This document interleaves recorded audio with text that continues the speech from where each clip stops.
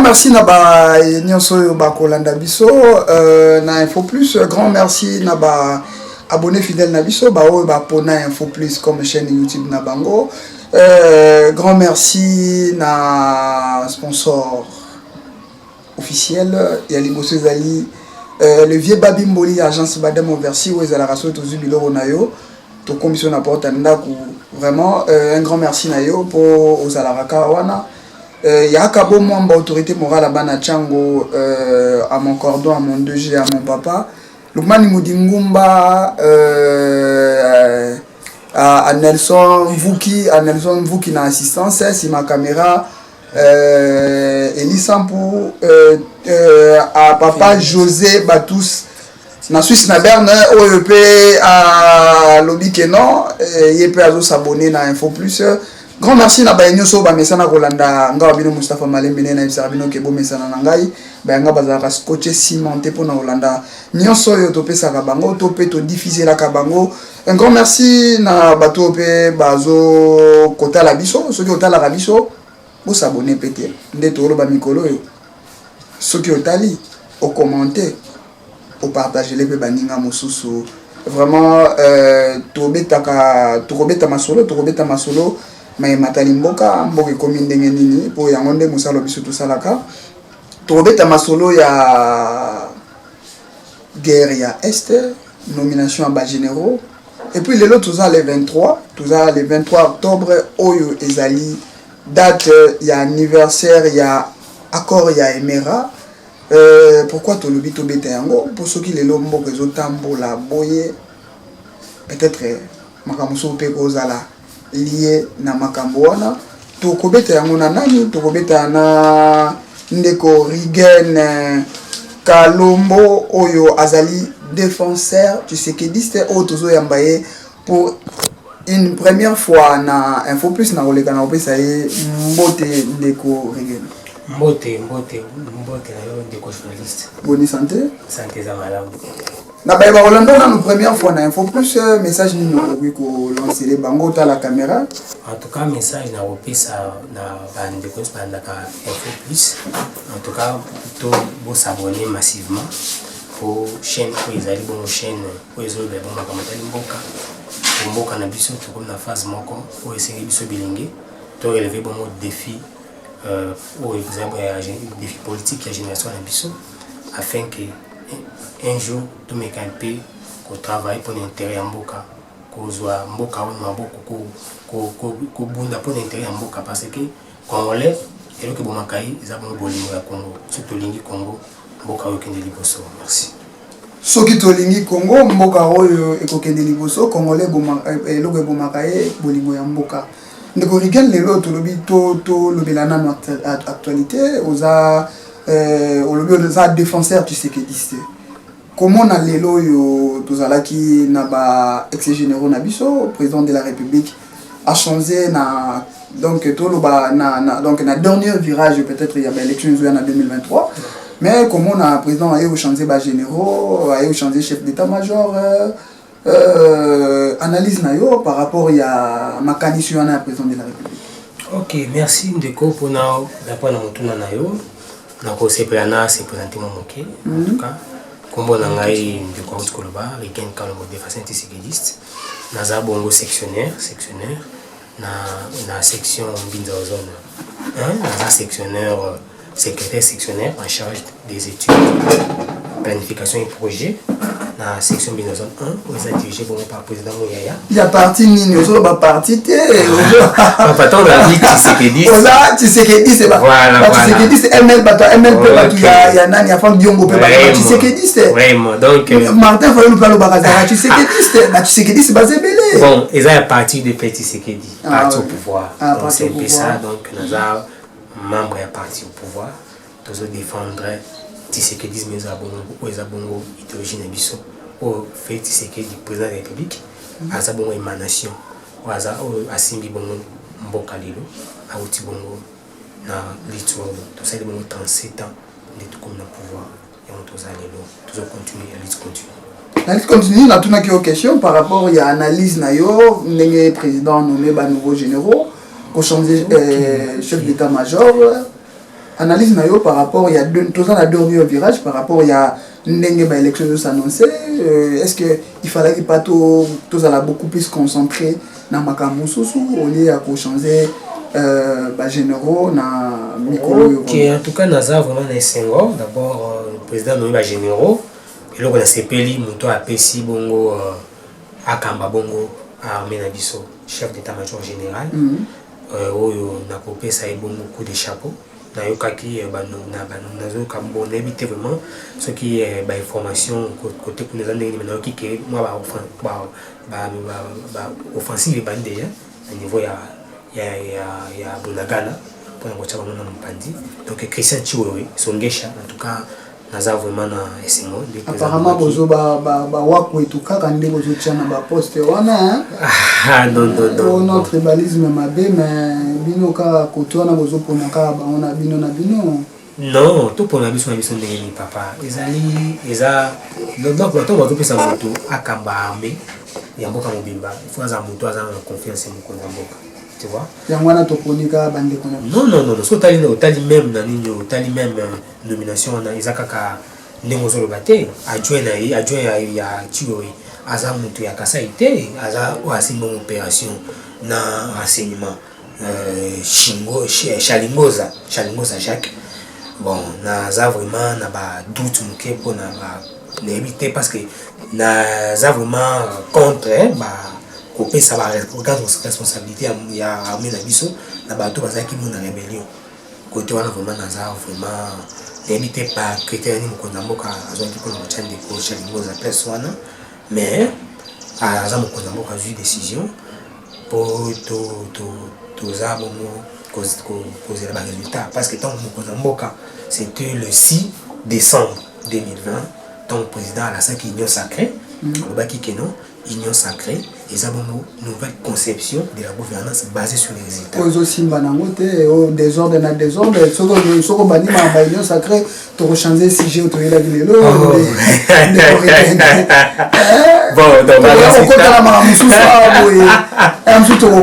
à l'encontre ya sujet to lobela bon ba résultat to lobaki ba résultat eza na ko lobaki ezali mais eza vraiment ils ont vraiment par résultat moko il y a résultat ma casse, vous voyez, donc ils ont vraiment il y a un impact trop visible surtout au niveau social mais là on a aussi beaucoup plus par résultat on a beaucoup dans sens à malam dans sens il y a gratuité enseignement parce que le 2 octobre 2019 on a beaucoup la gratuité donc malgré moi faisali je crois mais article 143 de la Constitution, ils ont quand même de respecter.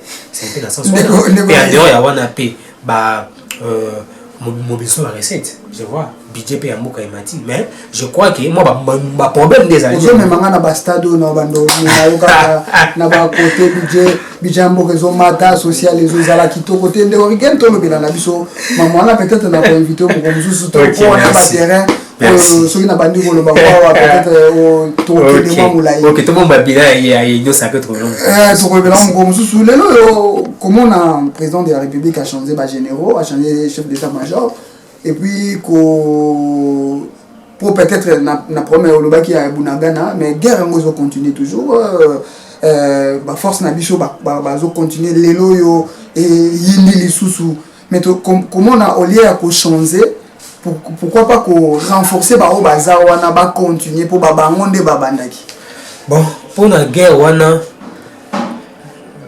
bon même les président ils a beaucoup plus conseiller président concernant ba recrutement président il y a Guinée-Bissau président Umaro Sissoko Ambal président a eu une décision fort j'ai beaucoup apprécié vous voyez a eu une décision il y a la restriction budgétaire a eu une décision il y a limoger ba conseiller avec non ba conseiller ba l'équipe le président il y a Guinée a eu une décision là na c'est pas avec makasi on a OK le quoi non pourquoi président Félix Tshisekedi a cause ba modèle né monake Kabunda zaki na raison ko le ba juste non, bah je moi je suis pas là. Ouais, Kabound. Quasi tant que le bac non, coco.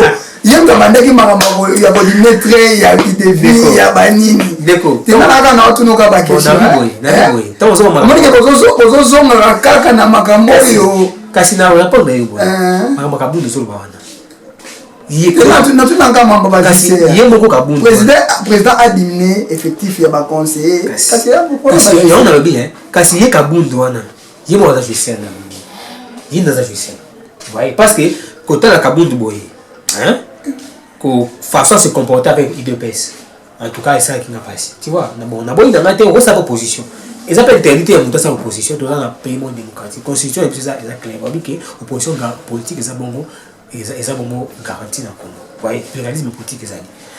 Mais en politique, ça il y a des personnes en tout cas et ça il y a moi, et ça il y a peut-être malade. C'est pas ça, ça la politique. Non, ça la politique. Non, non, éclairci ma camboua. Non, non, éclairci ma camboua. Ça c'est. Tant que vous allez comme ma justice. Non, David, tant que vous êtes ça écoutez ma face il me non, David, tant que vous êtes camé étant dans le mois qui PPRD. À ça la politique là. Vous voyez, donc politique. Hein, il y a une façon de mettre politique et ça a économie aussi. Azalaki na kati za mamone mabe, soka lobi mabe mabomoni mwana mabe. Non, mutazo comme impoli, ta maza pa na bino za respect mais soit comme libanda comme impoli. Non, na vie politique et c'est un monde mature. Oui, il faut qui a démontré une maturité dans la politique. Mais na lobi que naza pour façon va condamner les yé. Oui, tout ça dans l'état du droit, naza vraiment pour parce que dans la défenseur tisséqueliste, dans un pays militant, il y a état de droit, il y a peuple d'abord. Dans un militant, il y a état de droit, peuple d'abord. Donc, pour défendre le paix, mais si comme tu vois, de façon, condamner là qui est bandé, la résidence surveillée, la carte à prison, naza tout naza d'accord dans noté parce que même le procureur ou procureur Mumba à auditionner qui a attiré à son mandat. Mais par rapport à l'infraction, mais les procureurs ou SICA, procureur vont des améliorés en mots. Moi, il y a un peu de la carte météo sur la roue comme sous le petit canon. Nabonga Malisusu, Ndegorigan Kalombo, défenseur tisséqueliste. 26 ans après les lots, tout ça le 23 octobre, Oyo Akoria Emera et Salamaka. Donc le 23 octobre 1996, le 23 octobre 2022. 26 ans après, accord il y a Emera et Salamaka, naba leader il y a Aftel. Un mot par rapport il y a oui accord Emera. Ok, en tout cas c'est d'abord si j'ai mon corps très important, très capital. On dit comment surtout souffrir les lots, tout personne n'y comme les lots. Et ça pour n'avoir accord mon boy, tout le monde va signer. Tu vois, sans tenir compte et intérêt en boca. Vous voyez. Accord et ça pour l'accord va signer qui et ça va accord rébellion va signer qui ou ils ont absolument pas si mais yo quand yo na kangi na retenir moment où ceux qui Congo zo bongate et ça pour toza na bolingo mboka te ça pour na bolingo mboka te ça ndé na ba accord oyo ba signer qui en biso zo souffrir les papa ceux qui muta signer accord ou ils ont pour l'intérêt mboka te c'est muto ali mboka soki pe mutu azolinga pe mboka te omote ke mboka pe ko avancer te mais kasi tolobi kaka eloko moko te accord na bolingo eza lokola sentiment eza lokola état d'esprit ya motu bon eza lo moral tozonga même na maloba nzambe alobi nini ntango maloba nzambe balobi ke non balobi ke linga bapesa di commandement sa kosala boye te koboma kozwa mosa moninga te koyiba te koboma te eza bongo 10 commandements mais eza bongo na ba le mot résumé eza bolingo tu vois donc nyoso na lobi eza na cadre ya babiloko eza partie ya bolingo ya mboka parce que ngai to so na mboka avant signer accord na hôtel ben intérêt na ngai ezali na tout na pe intérêt ya mboka ezali nini et tiens tu sais pourquoi ça pouvoir te parce que abandai ko tala kaka intérêt na yemo côté abandai ko tala pe intérêt ya mboka ce qui ezaka pour na pouvoir azo pouvoir mais akufa le loté azo pouvoir pour être c'est ando le bénédiction bon ando bandai ko balobi je me rappelle un meeting moi ça là qui abaki et singeli congolais azala na bolingo ya Congo pe azala na bolingo ya ndeko na yi congolais. C'était ça, c'est que qui nous a laissé l'amour du Congo et l'amour du Congo. Vous voyez. Donc pe Etienne Tshisekedi a laissé Kibiso a enseigné Kibiso kozanga bongo ko longola kobanga. Vous voyez, c'est le quoi a enseigné Kibiso accord il y a l'émirat faut que accord les accord politique accord où ils ont signé ils ont accord wanande et déclenché première guerre au Congo. Nous avons connu deux guerres au Congo. Première guerre au Congo, des ennemis et puis si Kabila Laurent Désiré Kabila pouvoir. A libéré Bisso. A libéré quitté. A libéré qui Bisso. A libéré qui Bisso. Non, yo bandaiko c'est pas la Guinée Mobutu qui 32 ans au pouvoir. Changement on a pas na bino Batisekedi c'est bon ni bango karaté. Non, et tiens tu vois ça lelo même to vanda lelo boy to solo la boye moi petolo ba moi démocratie pe kokoma pe ezala installer na mboka obondi ma été pas na bino. Bon, Etienne Tshisekedi a eu ça boy. Alors Mobutu avait au moins certaines notions de la chose publique, de l'intérêt général, même si il pratiquait cette notion pas pour démagogie, pour au contraire, pour ses intérêts personnels. Mais Kabila manque de toute notion, tu vois. Donc, a été clair. Mobutu a été un peu mboka. Pourquoi c'est bateau apparemment Tshisekedi c'est na bateau des pes bandima ngote le lobo comme na pouvoir pour peut-être mutumo asali que ezala bongo ko pacifier mboka to oyo bazela qui est la maté mais au-delà ya wana nyonso nini makasi wana tope makanisi wana o mutu wana alukaki pombo ezala boye bino pana bino elobela kabino lokoto. Non, Nanzo le Mobutu pourquoi? Parce que Azaki ne démagogue. Azaki démagogue Mobutu. Puis Azaki démocratie.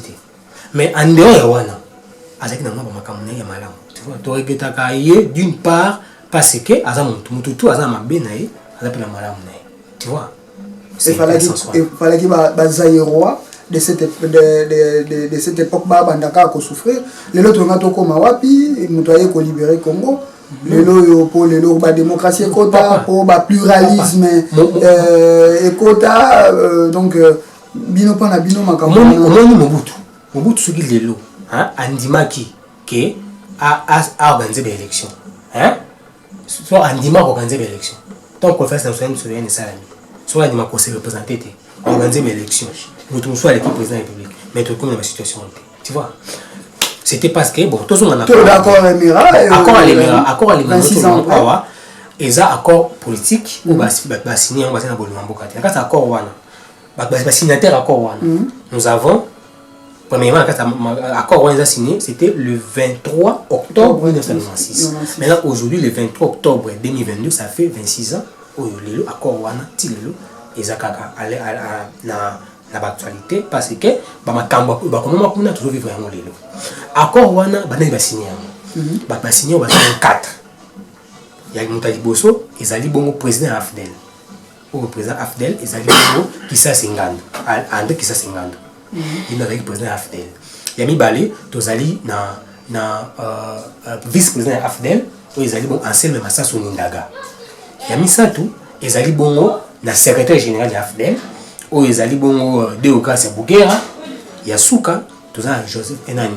musée Laurent Désiré Kabila wazaki porte-parole ya Afdel siko tangu e babandi ba signé accord wana accord tant ba signé yango ezalaki o babengaka bato ya o ba tirer de ficelle azalaki basé belé mais o baza beaucoup plus impliqué dans makambo azani sato ya liboso eza bongo Bill Clinton. Pour Bill Clinton alaka président des États-Unis, c'est le 42e président des États-Unis. C'était lui qui était impliqué dans makambo wana. Pour ça mi na période naïe yami balé tozana 10e président ya Uganda où ils ont Yoweri Museveni voilà azapelé na pouvoir ti depuis 86 jusqu'à sa pouvoir yami ça tout tozabona Paul Kagame 6e président ya Rwanda où azapeti le président ya Rwanda lelo bango baza ba tirer de ficelle bangonde d'accord bazala été mais baza tireur de ficelle comment bango bazaki na accord te lelo pourquoi bakoki kozala bakoza na monopole sur l'accord mutu o batindaki approuver accord wana yende mutu o batindaki Bizimakaraha je crois Bizimakaraha azalaki bongo c'était un Rwanda bon c'est un Munyamulenge comme chef d'état-major non c'était pas lui o batindaki chef d'état-major c'était James Kabaré, oui. Bachaki ministre des Affaires étrangères. Parce que Azaki peut diplomate, il y a AFDEL. Tu vois? Parce que accord on a l'émigration tout est malam. Ah, ils ont un article où ils ont un petit peu passion na mon accord l'émigration d'abord dans tout cas quota la yango. Ils ont combien d'articles avant dans l'article 8 articles. Oui, bah non, le Bélani. Voilà. Parce que l'accord, l'article, ils ont article 17. Et les bosso, article D, et accord, le sol et le sous-sol congolais appartiennent à la FDEL. Papa, tout ça sérieux. Hein? Est-ce que ma belle la biso? Mais dans la constitution, les sols et le sous-sol appartiennent à l'État. Ah, on a la constitution de Bichot, voilà. Mais dans la constitution, il y a les mers, les sols et les sous-sols appartiennent à l'AFDEL. Mais AFDEL peut-être une époque où on a yango ezaki lokola tout le baloko la l'État, yango ndezaki na pouvoir. Non, tant on aussi d'accord on va dans pouvoir, mon bout tout dans pouvoir. Pour bango ba signer accord le 23 octobre 1996. Bon bout dans 97. Vous avez un pouvoir. Mais si vous avez un accord, vous avez un gâteau. C'est un peu ça. Tu vois? Donc, pillage à ressources, ressources naturelles du Congo, c'était ça ce qui était prévu. Si vous avez besoin de ça passe. Article D, le biboy, papa, yo mon wapi. Est-ce que ça passe que ça passe que nous pouvoir. Surtout que même Yemoko Museveni, Kagame, le président Rwanda Paul Kagame, na Fred Rwigema, na James Kabarebe, bunda pour payer ça Museveni pouvoir dans Uganda. Est-ce que ça va encore il y a modèle? Est-ce que pour l'ande la rango to na ba information to le cas to l'ande la yango pour oye ba ke soki pe kuna pe bazara na ba accord? Non, mais kasi biloko est-ce que pourquoi qu'on va pas les rater? Ils ont pas l'habitude parce que même constitution la biso de ce n'est pas ça. Ah, bon, deuxième article est important encore, c'est bon article 4 et le bini il faut Congo biso Congo to pesa 300 km na ba voisin ougandais, ba voisin rwandais, puis ba voisin burundais. 300 km to pesa bango au nom ya panafricanisme papa. Siko moi le quoi selon la constitution de Bisso, l'article 217, le Biboy. Article 217, le Biboy. La constitution de Bisso, soit on peut autant on va si. Soit on autant constitution article 217, le Biboy. Balobi, que au nom, il y a unité africaine. État congolais, il faut assez à quoi céder. Soit c'est accord, soit accord de communauté. De bonne voisinage. Voilà. Accord, voilà, ou à signer. À céder une partie de souveraineté. Papa, tout le monde a une partie de souveraineté. Tu vois, ils ont bien comme check na carte. Mais en dehors de ça, sur le temps il peut l'article 51 de la constitution de Bisso. Bazolo bani, non, tout ça, toi combien de tribus? Au moins 400 et quelques tribus. Mais bazolo baboy, en dehors de la tribu dans Congo, ils appellent la minorité mongoboy. Toi accepter bon. Il faut qu'on protège bon.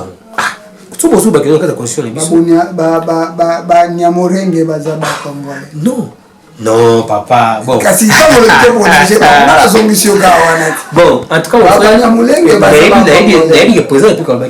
c'était donc, au moins, ils ont constitutionnel. Donc, ils ont un problème. Non, il faut totoyer papa pour éclaircir l'opinion.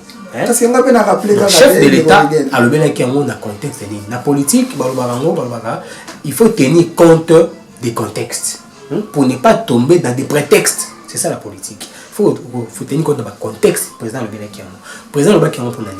Tant que vous êtes ici, vous avez pouvoir à terre. Non, tu as pouvoir à terre. Et imaginez, ceux qui toquent plus loin, en 1971, mon bout à ça, mon bout à signer ordonnance, mon bout, Maréchal Mobutu, ordonnance à signer pour l'année. À une ordonnance en 1971, c'était le 26 mars 1971. Ordonnance c'est le biboy. Le biboy batu nyonso o baza ba originaire ya Rwanda, Burundi. O ba na Congo na 1960. Avant 1960 ba komi ba pesi ba mon constitution. Non, voilà à l'époque c'était ba Congolais.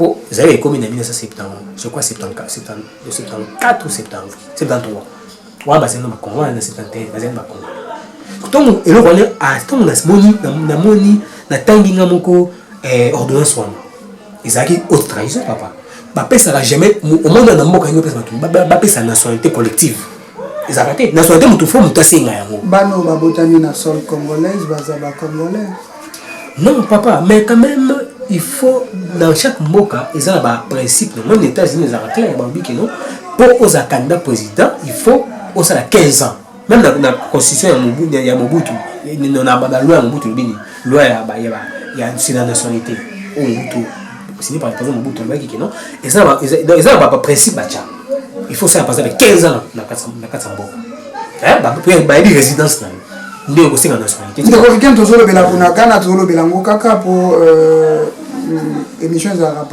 ngonga soki lelo yo lobaki tozo ko souffrir mboka zo souffrir cause za peut-être pour na ba accord lelo to loba soki lelo yo bandeko ya Rwanda bazobunza Congo pour na bunagana cause la accord ya mera bon ba accord wana ezape d'une façon la ko loba ba récupération politique parce que Mosé Kabila boya ko appliquer je crois au sort na yebani vous voyez boya ko appliquer ba Joseph Kabila pa boya Mosé Kabila boya ko appliquer en boye physiquement mais na ndenga molili te makambo salaki surtout yebi yango parce que makambo papa yo bosani accord ya M23 non sinaki ya M23 c'était le 23 mars 2009 babenga M23 c'est 23 mars des dates wana parce qu'il y a un accord le 23 mars 2009 Moutakenda et Chibanda je crois dans l'anda professeur Kaleli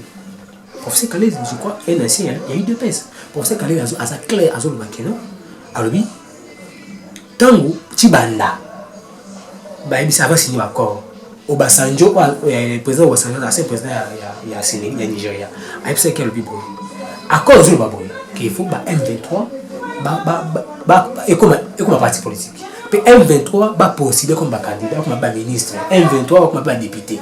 Va taper dans l'armée. C'est quoi yo?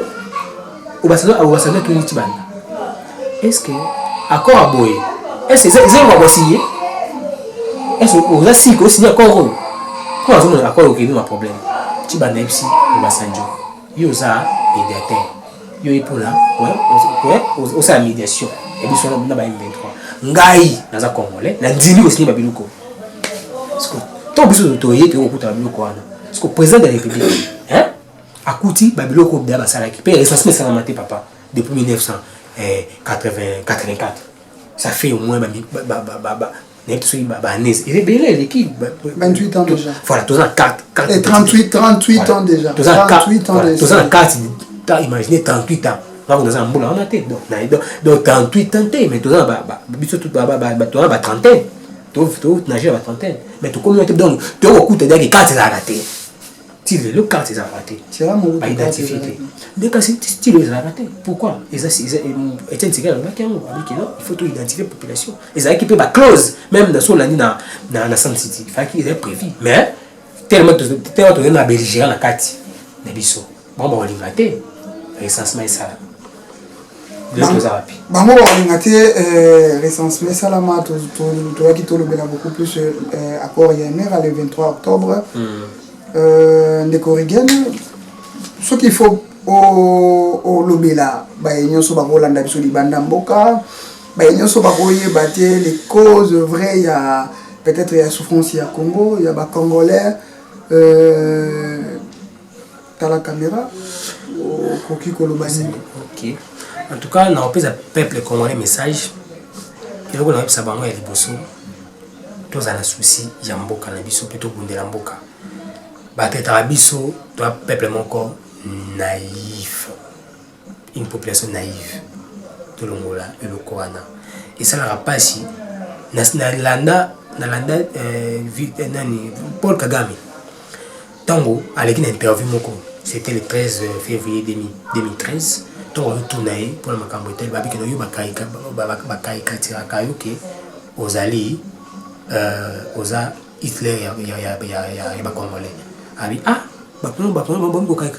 caricature ngai Hitler po ba caricature ngai Léopold d'été pour Hitler à ça mabe na Congo tu vois donc pe ba tout n'est pas dans est ba tout n'est pas dans makambo tali est ya Congo azol bani abi a répondre vraiment le bikeno ba congolais ba mona comme si est on des ambo comme sous bon na ba montre comme si ba mona ba congolais ba dimba ki par est tu vois donc ba congolais tous s'approprier aux ambo kana biso ba ko bota biso mboka na biso ti tous s'approprier lutte pour ça au cannabis pe et là on se passe na landa qui Patrick Moya tanga zolo bakino qui n'a roi des langues congolaises non les langues congolaises je crois tout là union sacrée ba marambu ça tout faut recadrer marambu zebeli ko recadrer na union wana ba traite bazana kati na ebilo ko wana mais tozo bunda d'une façon ou d'une autre ce qui présente fait ça que la biso ba tout bundaki na papa pour tout mettre dans bonne place na molelo et au salaire que le mboka na biso et avancer pour même ngai na kosenga eloko mususu pe na kosenga eloko mususu papa ba meka ko préciser les biso ba langue congolaise parce que bazolo ba boy en dehors à 4 langues constitution sur article 1er en dehors à langue officielle tous appelons 4 langues nationales plutôt nous avons 4 langues autoébi mais ba bi constitution biso boy en dehors de ces langues là ba langue mususu etikali ça fait partie il y a patrimoine culturel congolais. Est-ce que na tout na ba député na biso pour ni ba proposer biso loi pourtant identification il y a langue ni surtout culturelle qui fait partie na patrimoine culturel congolais biso loi les alaka pour langue économisation biso ndeto ba français de tout foutre la comme papa exemple na biso na francophonie tant organiser francophonie c'est parce que tous les pays les plus grands pays francophones plus grand pays francophone d'Afrique voilà deuxième pays mondialement voilà français. Voilà. Mais tout ça, moi je vais évoluer, pourquoi? Parce que Congolais, à l'Uni Congo, Moutano Lingana Tonga, à Tonga Liban Namboka. Atika, net, n'a pas exemple. Moi je suis Kassaïen. Dans un Kassaïen, avec un Cambodgien, je suis Kassaïen. Dans un Kassaïen, il y a Kassaïen oriental. Mais si il n'y a pas de Bissoukuna, papa, ministre, combien? Oh, bah ça, tu peux savoir exemple, quand tu as gouvernement, batongi ni le moti. Tu vois, et le mon côté peut imaginer ton mon connaissance qui n'a pas kuna. Ah oui, oui, ka kuna. Biso ba ba ok ndolala na ba hotel. Pour la nuit, batonga ba ndoko nete ko pesa kuna te. Et ça passe papa. Tokozwa ta ko so en tout cas mboka na biso na kosenga to ça. Mot de la fin.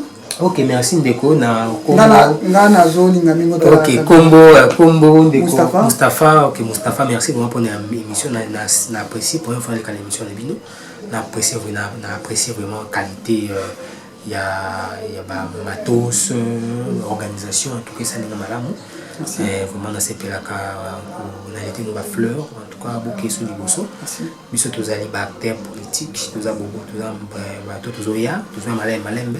Je crois que nous avons besoin de songi toko koma esika au tozo Singapour na singa yolo ko ngolo banga so nzamba sali ki na ko ministre na mboka oyo na lingana sepa na banda la ministère ya enseignement pour enseignement Congo dans la problème sérieux papa tokozwata ya kozona la onde corrigienne numéro de contact ce qui possibilité zali ok numéro de contact le ngai 089 plus 243 voilà plus de ça na bato ba lando libanda plus de 143 89 45 56 929.